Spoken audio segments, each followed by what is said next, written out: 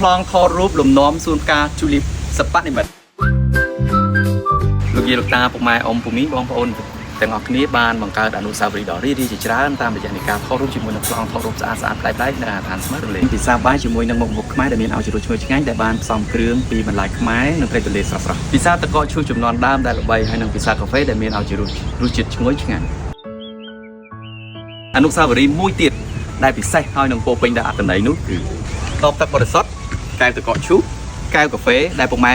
បងប្អូនទាំងអស់ដែលបានពិសាហើយបន្សល់ទុកនោះនេះឥឡូវបានផ្លាយទៅជាផ្កាដែលមានលំនាំជាផ្កាទូលីបដែលផ្កាខាងលើគឺធ្វើអំពីដបទឹកសុទ្ធហើយនឹងស្លឹកខាងក្រោមនេះគឺធ្វើអំពីកែវទឹកកកឈូសហើយនឹង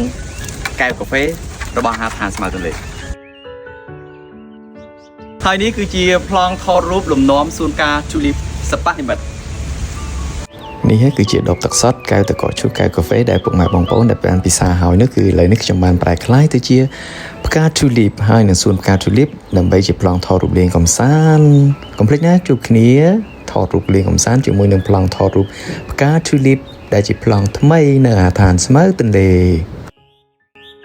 ប្លង់ថតរូបនេះស្អាតខ្លាំងណាស់បើសិនបើអ្នកនិយមថតរូបលេងកំសាន្តណាពិតជាថតរូបមកចេញមកស្អាតខ្លាំងហ្មងតោះដាក់ថ្ងៃដាក់ពេលមកវឺតលឿនអូភ្លេចអរគុណពុកម៉ែបងប្អូនទាំងអស់ដែលបានបន្សល់ទុកដបទឹកសុទ្ធកែវកាហ្វេកែវទឹកកកឈូសនៅទីនេះសូមស្វាគមន៍រដូវកាលបៃតងនៅអាហារឋានស្មើទន្លេ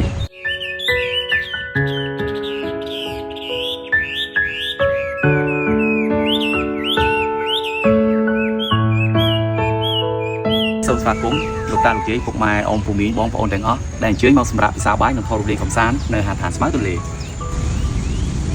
អាហារឋានស្មើទន្លេគ្រាន់តែជាអាហារឋានតូចមួយតែប៉ុណ្ណោះដែលលោកតាលោកយាយពុកម៉ែអ៊ំពូមីងបងប្អូនទាំងអស់អាចអញ្ជើញសម្រាប់ពិសាបាយនិងថតរូបលេងកម្សាន្តអាហារឋានស្មើទន្លេដើម្បីស្នាមញញឹមទេសចរអាហារឋានស្មើទន្លេដើម្បីទេសចរមូលដ្ឋានជួបគ្នានៅអាហារឋានស្មើទន្លេសូមអរគុណសូមជម្រាបលាកុំភ្លេចណាជួបគ្នានៅអាហារឋានស្មើទន្លេសូមជួយគាំទ្រខ្ញុំនៅអាហារឋានស្មើទន្លេ Yay!